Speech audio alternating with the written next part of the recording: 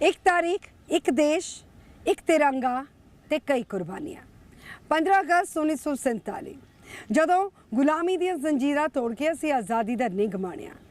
ਕਈ ਇਸ ਤਰ੍ਹਾਂ ਦੇ ਯੋਧਾ, ਕਈ ਕ੍ਰਾਂਤੀਕਾਰੀ, ਕਈ ਇਸ ਤਰ੍ਹਾਂ ਦੇ ਲੀਡਰ ਜਿਨ੍ਹਾਂ ਨੇ ਜੇਲ੍ਹਾਂ ਵੀ ਕੱਟੀਆਂ ਨੇ ਤੇ ਫਾਂਸੀ ਦੇ ਫੰਦੇ ਤੇ ਵਿਛੜੇ ਨੇ। ਕਈ ਮਾਵਾਂ, ਕਈ ਵੀਰਾਂਗਨਾਵਾਂ ਜਿਨ੍ਹਾਂ ਨੇ ਸੰਘਰਸ਼ ਦੇ ਵਿੱਚ ਆਪਣਾ ਇੱਕ ਵੱਡਾ ਯੋਗਦਾਨ ਪਾਇਆ। ਸਤਿ ਸ਼੍ਰੀ ਅਕਾਲ, ਮੈਂ ਤੁਹਾਡੇ ਨਾਲ ਗਗਨਦੀਪ ਕੌਰ ਤੇ ਅੱਜ ਚੱਲਦੇ ਆ उस दौर दे विच जदों हर गली दे विच इनकलाब सी, हर दिल दे अंदर एक सुपना सी आज़ाद भारत दा। कुर्बानियां बहुत सारियां हुईयां, बहुत सारे योद्धे सन, बहुत सारे क्रांतिकारी सन, रस्ते अलग अलग सन, लेकिन मंजिल एक कोई आज़ाद भारत।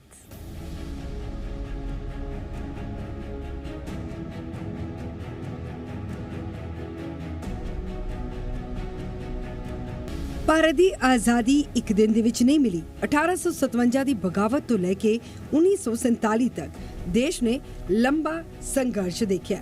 ਅੰਦੋਲਨ ਹੋਏ, ਜੇਲ੍ਹਾਂ ਭਰੀਆਂ ਗਈਆਂ, ਲਾਠੀਆਂ ਵਰੀਆਂ, ਗੋਲੀਆਂ ਚੱਲੀਆਂ ਤੇ ਕਈ ਕ੍ਰਾਂਤੀਕਾਰੀਆਂ ਨੇ ਹੱਸਦੇ ਹੱਸਦੇ ਫਾਂਸੀ ਦਾ ਫੰਦਾ ਕਬੂਲ ਕੀਤਾ। ਮਹਾਤਮਾ ਗਾਂਧੀ ਤੋਂ ਲੈ ਕੇ ਭਗਤ ਸਿੰਘ ਤੱਕ, ਸੁਭਾਸ਼ ਚੰਦਰ ਬੋਸ ਤੋਂ ਲੈ ਕੇ ਸਰਦਾਰ ਪਟੇਲ ਤੱਕ, ਰਾਣੀ ਲక్ష్ਮੀ ਬਾਈ ਤੋਂ ਲੈ ਕੇ ਕੈਪਟਨ ਲక్ష్ਮੀ ਸਹਿਗਲ ਤੱਕ ਇਹ ਕਹਾਣੀ ਹਜ਼ਾਰਾਂ ਚਿਹਰਿਆਂ ਦੀ ਹੈ। ਕੁਝ ਨਾਮ ਅਸੀਂ ਜਾਣਦੇ ਹਾਂ, ਪਰ ਲੱਖਾਂ ਅਜਿਹੇ ਲੋਕ ਵੀ ਨੇ ਜਿਨ੍ਹਾਂ ਦੀ ਕੋਈ ਤਸਵੀਰ ਇਤਿਹਾਸ ਦੇ ਵਿੱਚ ਨਹੀਂ ਬਚੀ ਹੈ। ਕਿਸਾਨ, ਮਜ਼ਦੂਰ, ਵਿਦਿਆਰਥੀ, ਮਹਿਲਾਵਾਂ, ਨੌਜਵਾਨ, ਹਰ ਵਰਗ ਨੇ ਆਪੋ ਆਪਣੇ ਤਰੀਕੇ ਦੇ ਨਾਲ ਇਸ ਲੜਾਈ ਦੇ ਵਿੱਚ ਹਿੱਸਾ ਪਾਇਆ ਤੇ ਫਿਰ ਆਇਆ 15 ਅਗਸਤ 1947। ਭਾਰਤ ਆਜ਼ਾਦ ਹੋ ਗਿਆ, ਪਰ ਆਜ਼ਾਦੀ ਦੇ ਨਾਲ ਵੰਡ ਦਾ ਦਰਦ ਵੀ ਆਇਆ। ਲੱਖਾਂ ਲੋਕ ਬੇਘਰ ਹੋ ਗਏ, ਪਰਿਵਾਰ ਵਿਛੜੇ ਗਏ ਤੇ ਪੰਜਾਬ ਦੇ ਸਮੇਤ ਕਈ ਇਲਾਕਿਆਂ ਨੇ ਹਿੰਸਾ ਦਾ ਭਿਆਨਕ ਦੌਰ ਦੇਖਿਆ। ਇਸ ਲਈ ਅੱਜ ਜਦੋਂ ਅਸੀਂ ਤਿਰੰਗਾ ਲਹਿਰਾਉਂਦੇ ਹਾਂ, ਇਹ ਸਿਰਫ ਇੱਕ ਜਸ਼ਨ ਨਹੀਂ ਹੈ, ਇੱਕ ਯਾਦ ਹੈ ਉਹਨਾਂ ਲੋਕਾਂ ਦੀ ਜਿਨ੍ਹਾਂ ਨੇ ਸਾਨੂੰ ਆਜ਼ਾਦੀ ਦਿੱਤੀ, ਉਹਨਾਂ ਮਾਵਾਂ ਦੀ ਜਿਨ੍ਹਾਂ ਨੇ ਆਪਣੇ ਪੁੱਤਰ ਦੇਸ਼ ਦੇ ਲਈ ਵਾਰ ਦਿੱਤੇ, ਉਹਨਾਂ ਨੌਜਵਾਨਾਂ ਦੀ ਜਿਨ੍ਹਾਂ ਨੇ ਆਪਣੇ ਅੱਜ ਸਾਡੇ ਕੱਲ੍ਹ ਦੇ ਲਈ ਕੁਰਬਾਨ ਕਰ ਦਿੱਤਾ। ਤੇ ਸਾਡੀ ਜ਼ਿੰਮੇਵਾਰੀ ਵੀ ਹੈ ਕਿ ਇਸ ਆਜ਼ਾਦੀ ਦੇ ਲਈ ਇੰਨੀ ਵੱਡੀ ਕੀਮਤ ਅਦਾ ਕੀਤੀ ਗਈ, ਉਸ ਦੀ ਇੱਜ਼ਤ ਅਸੀਂ ਹਮੇਸ਼ਾ ਕਾਇਮ ਰੱਖੀਏ। ਤਿਰੰਗਾ ਸਿਰਫ ਲਹਿਰਾਉਣਾ ਨਹੀਂ ਹੈ, ਤਿਰੰਗੇ ਦੀ ਕਦਰ ਕਰਨੀ ਵੀ ਆਜ਼ਾਦੀ ਦਾ ਹਿੱਸਾ ਹੈ। ਦਿੱਲੀ ਦਾ ਲਾਲ ਕਿਲਾ ਜੋ ਕਿ ਆਜ਼ਾਦੀ ਦਾ ਪ੍ਰਤੀਕ ਬਣਿਆ, ਇਸ ਦੀਆਂ ਲਾਲ ਕੰਧਾਂ ਨੇ ਕਈ ਸਦੀਆਂ ਦੀਆਂ ਹੁਕੂਮਤਾਂ ਦੇਖੀਆਂ ਨੇ, ਮੁਗਲ ਸ਼ਾਸਨ ਤੋਂ ਲੈ ਕੇ ਅੰਗਰੇਜ਼ੀ ਹੁਕੂਮਤ ਤੱਕ, ਤੇ ਫਿਰ ਆਜ਼ਾਦੀ ਦਾ ਪ੍ਰਤੀਕ ਬਣਿਆ। ਆਜ਼ਾਦੀ ਦੇ ਸੰਘਰਸ਼ ਦੇ ਨਾਲ ਇਸ ਦਾ ਇਤਿਹਾਸ ਜੁੜਿਆ। 15 ਅਗਸਤ ਦੇ ਨਾਲ ਲਾਲ ਕਿਲੇ ਦੇ ਇਤਿਹਾਸ ਦੇ ਨਾਲ ਜੁੜੀ ਹੋਈ ਕਿਹੜੀ ਕੜੀ ਹੈ, ਆਓ ਨਜ਼ਰ ਪਾਉਂਦੇ ਹਾਂ। 17ਵੀਂ ਸਦੀ ਦੇ ਵਿੱਚ ਮੁਗਲ ਬਾਦਸ਼ਾਹ ਸ਼ਾਹਜਹਾਂ ਨੇ ਆਪਣੀ ਨਵੀਂ ਰਾਜਧਾਨੀ ਸ਼ਾਹਜਹਾਨਾਬਾਦ ਦੇ ਹਿੱਸੇ ਵਜੋਂ ਇਸ ਕਿਲੇ ਦਾ ਨਿਰਮਾਣ ਕਰਵਾਇਆ। ਅੱਜ ਇਹ ਯੂਨੈਸਕੋ ਵਿਸ਼ਵ ਹੈਰੀਟੇਜ ਸਾਈਟ ਹੈ। ਪਰ ਸਮੇਂ ਦੇ ਨਾਲ-ਨਾਲ ਲਾਲ ਕਿਲੇ ਦੀ ਪਹਿਚਾਣ ਸਿਰਫ ਮੁਗਲ ਸਲਤਨਤ ਤੱਕ ਸੀਮਿਤ ਨਹੀਂ ਰਹੀ। 1857 ਦੀ ਬਗਾਵਤ ਤੋਂ ਬਾਅਦ ਬਹਾਦਰ ਸ਼ਾਹ ਜ਼ਫਰ ਦਾ ਨਾਮ ਵੀ ਇਸ ਕਿਲੇ ਦੇ ਨਾਲ ਜੁੜਿਆ। ਫਿਰ ਬ੍ਰਿਟਿਸ਼ ਦੌਰ ਆਇਆ ਤੇ ਆਖਿਰ ਉਹ ਦਿਨ ਆਇਆ ਜਦੋਂ ਭਾਰਤ ਨੇ ਆਜ਼ਾਦੀ ਹਾਸਿਲ ਕੀਤੀ। ਇੱਥੇ ਇੱਕ ਦਿਲਚਸਪ ਇਤਿਹਾਸਿਕ ਗੱਲ ਹੈ। 15 ਅਗਸਤ 1947 ਦੇ ਪਹਿਲੇ ਇੰਡੀਪੈਂਡੈਂਸ ਡੇ ਦੇ ਮੌਕੇ ਤੇ ਜਨਤਕ ਸਮਾਗਮ ਹੋਇਆ ਤੇ ਤਿਰੰਗਾ ਪ੍ਰਿੰਸੈਸ ਪਾਰਕ ਜੋ ਕਿ ਅੱਜ ਦੇ ਵਿਜੇ ਚੌਂਕ ਦੇ ਨਜ਼ਦੀਕ ਲਹਿਰਾਇਆ ਗਿਆ ਸੀ। ਇਸ ਤੋਂ ਇੱਕ ਦਿਨ ਬਾਅਦ 16 ਅਗਸਤ ਨੂੰ ਜਵਾਹਰ ਲਾਲ ਨਹਿਰੂ ਨੇ ਲਾਲ ਕਿਲੇ ਤੋਂ ਤਿਰੰਗਾ ਲਹਿਰਾਇਆ ਤੇ ਫਿਰ ਲਾਲ ਕਿਲਾ ਬਣ ਗਿਆ। ਆਜ਼ਾਦ ਭਾਰਤ ਦੀਆਂ ਉਮੀਦਾਂ, ਚੁਣੌਤੀਆਂ ਤੇ ਸੰਕਲਪਾਂ ਦਾ ਮੰਚ। ਹਰ ਸਾਲ 15 ਅਗਸਤ ਨੂੰ ਜਦੋਂ ਪ੍ਰਧਾਨ ਮੰਤਰੀ ਲਾਲ ਕਿਲੇ ਦੀ ਪ੍ਰਾਚੀਰ ਤੋਂ ਤਿਰੰਗਾ ਲਹਿਰਾਉਂਦੇ ਨੇ ਤਾਂ ਸਿਰਫ ਇੱਕ ਰਸਮੀ ਕਾਰਵਾਈ ਨਹੀਂ ਹੁੰਦੀ, ਇਹ ਉਸ ਇਤਿਹਾਸ ਦੀ ਯਾਦ ਹੁੰਦੀ ਹੈ ਜਿੱਥੇ ਇੱਕ ਸਮੇਂ ਵਿਦੇਸ਼ੀ ਹੁਕੂਮਤ ਦਾ ਰਾਜ ਸੀ। ਅੱਜ ਉਸੇ ਕਿਲੇ ਤੋਂ ਭਾਰਤ ਖੁਦ ਆਪਣੀ ਕਹਾਣੀ ਦੁਨੀਆ ਭਰ ਨੂੰ ਸੁਣਾਉਂਦਾ ਹੈ। ਲਾਲ ਕਿਲਾ ਇਸ ਲਈ ਸਿਰਫ ਇੱਟਾਂ ਤੇ ਪੱਥਰਾਂ ਦਾ ਕਿਲਾ ਨਹੀਂ ਹੈ, ਇਹ ਗੁਲਾਮੀ ਤੋਂ ਆਜ਼ਾਦੀ ਤੱਕ ਦੇ ਭਾਰਤ ਦੀ ਯਾਤਰਾ ਦਾ ਪ੍ਰਤੀਕ ਹੈ। 14 ਅਗਸਤ 1947 ਘੜੀ ਦੀਆਂ ਸੂਈਆਂ ਰਾਤ 12 ਵਜੇ ਦੇ ਵੱਲ ਵੱਧ ਰਹੀਆਂ ਸੀ।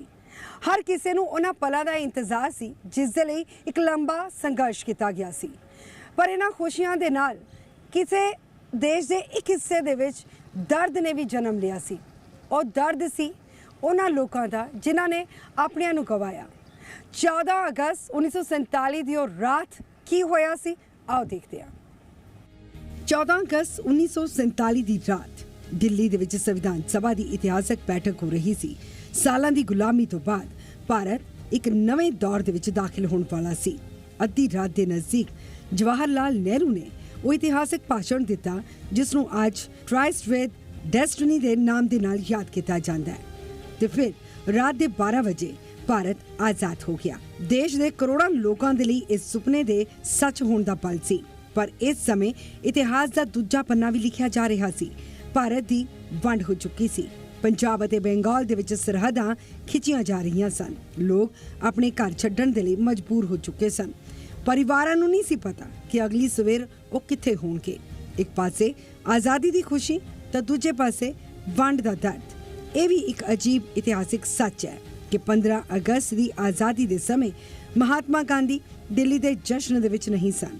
ਉਹ ਕਲਕੱਤਾ ਦੇ ਵਿੱਚ ਹਿੰਦੂ ਮੁਸਲਿਮ ਹਿੰਸਾ ਨੂੰ ਰੋਕਣ ਤੇ ਸ਼ਾਂਤੀ ਕਾਇਮ ਕਰਨ ਦੀ ਕੋਸ਼ਿਸ਼ ਕਰ ਰਹੇ ਸਨ।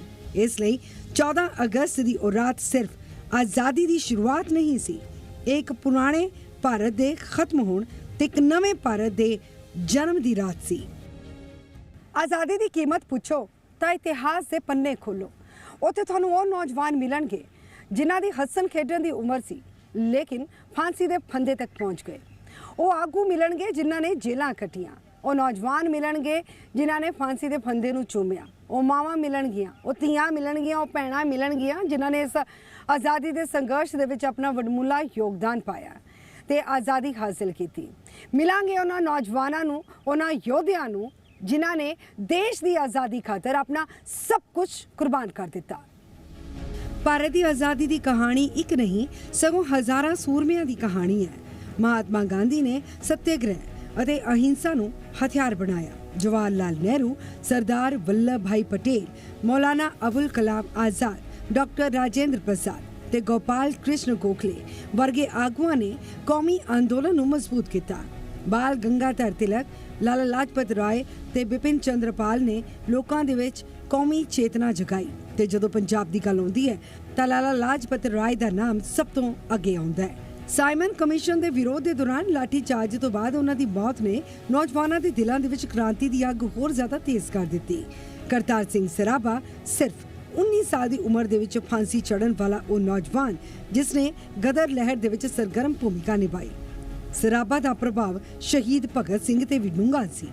ਫਿਰ ਆਉਂਦਾ ਹੈ ਸ਼ਹੀਦ ਆਜ਼ਮ ਭਗਤ ਸਿੰਘ ਦਾ ਨਾਮ। ਉਹਨਾਂ ਦੇ ਨਾਲ ਰਾਜਗੁਰੂ ਸੁਖਦੇਵ, ਚੰਦਰ ਸ਼ੇਖਰ ਆਜ਼ਾਦ ਅਤੇ ਬਟੁਕੇਸ਼ਵਰ ਦੱਤ ਵਰਗੇ ਕ੍ਰਾਂਤੀਕਾਰੀਆਂ ਨੇ ਅੰਗਰੇਜ਼ੀ ਹਕੂਮਤ ਨੂੰ ਚੁਣੌਤੀ ਦਿੱਤੀ।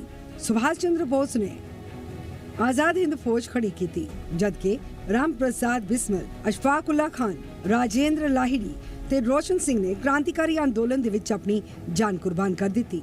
ਪੰਜਾਬ ਤੋਂ ਸ਼ਹੀਦ ਊਧਮ ਸਿੰਘ ਨੇ ਜਲਿਆਂਵਾਲੇ ਬਾਗ ਦੇ ਕਤਲੇਆਮ ਦਾ ਬਦਲਾ ਲੈ ਕੇ ਦੁਨੀਆ ਨੂੰ ਆਪਣਾ ਸੰਦੇਸ਼ ਦਿੱਤਾ।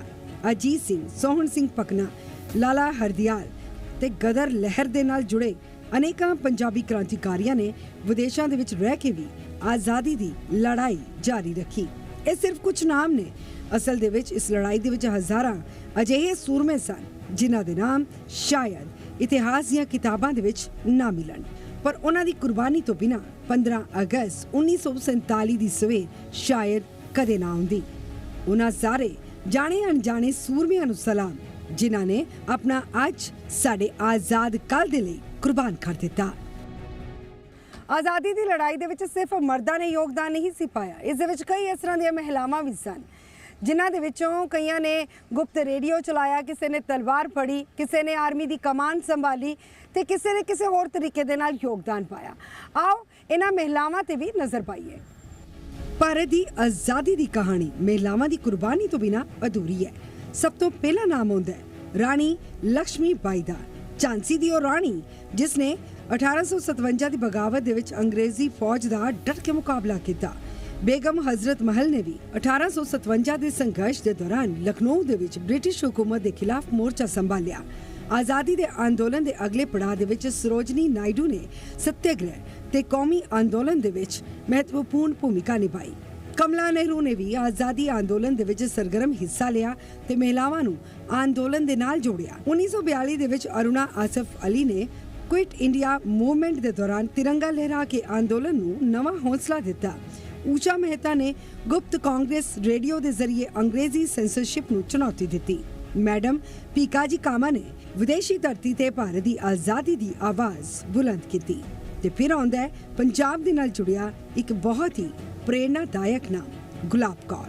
ਗਦਰ ਲਹਿਰ ਦੇ ਨਾਲ ਜੁੜੀ ਗੁਲਾਬ ਕੌਰ ਨੇ ਵਿਦੇਸ਼ ਦੇ ਵਿੱਚ ਆਪਣੀ ਨਿੱਜੀ ਜ਼ਿੰਦਗੀ ਦੀਆਂ ਸਹੂਲਤਾਂ ਛੱਡ ਕੇ ਆਜ਼ਾਦੀ ਦੀ ਲੜਾਈ ਦੇ ਵਿੱਚ ਹਿੱਸਾ ਲਿਆ ਤੇ ਲੋਕਾਂ ਨੂੰ ਕ੍ਰਾਂਤੀ ਦੇ ਲਈ ਪ੍ਰੇਰਿਤ ਕੀਤਾ।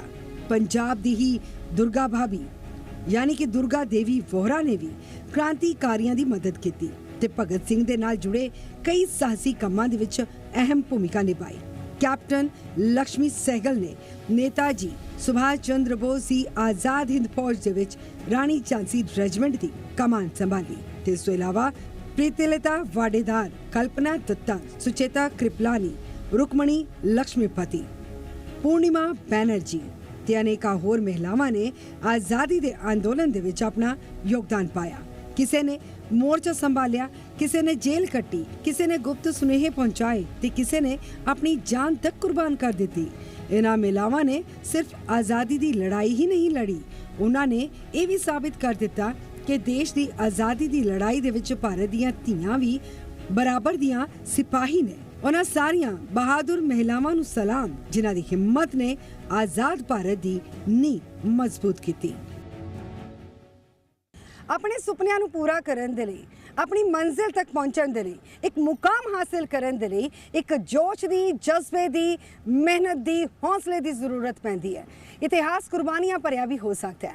ਆਜ਼ਾਦ ਭਾਰਤ ਦੇ ਵਿੱਚ ਅੱਜ ਅਸੀਂ ਹਿੱਸਾ ਲੈ ਰਹੇ ਹਾਂ। ਆਜ਼ਾਦੀ ਘੁਲਾਟੀਆਂ ਨੇ ਸਾਨੂੰ ਆਜ਼ਾਦ ਭਾਰਤ ਦਿੱਤਾ ਹੈ। ਹੁਣ ਇਹ ਸਾਡੀ ਜ਼ਿੰਮੇਵਾਰੀ ਹੈ ਕਿ ਆਪਣੀ ਸੋਚ, ਆਪਣੀ ਸਮਝ ਤੇ ਆਪਣੇ ਹੌਸਲੇ ਦੇ ਜਜ਼ਬੇ ਦੇ ਨਾਲ ਇਸ ਆਜ਼ਾਦ ਭਾਰਤ ਨੂੰ ਅਸੀਂ ਕਿਸ ਤਰ੍ਹਾਂ ਬਿਹਤਰ ਭਾਰਤ ਬਣਾਈਏ। ਸਾਡੇ ਸਾਰੇ ਦਰਸ਼ਕਾਂ ਨੂੰ ਆਜ਼ਾਦੀ ਦਿਹਾੜੇ ਦੀਆਂ ਬਹੁਤ ਬਹੁਤ ਮੁਬਾਰਕਾਂ। ਕੈਮਰਾਮੈਨ ਰਿਤੇਸ਼ ਭਾਰਗਵ ਦੇ ਨਾਲ ਮੈਂ ਗਗਨਦੀਪ ਕੌਰ। ਜੈ ਹਿੰਦ।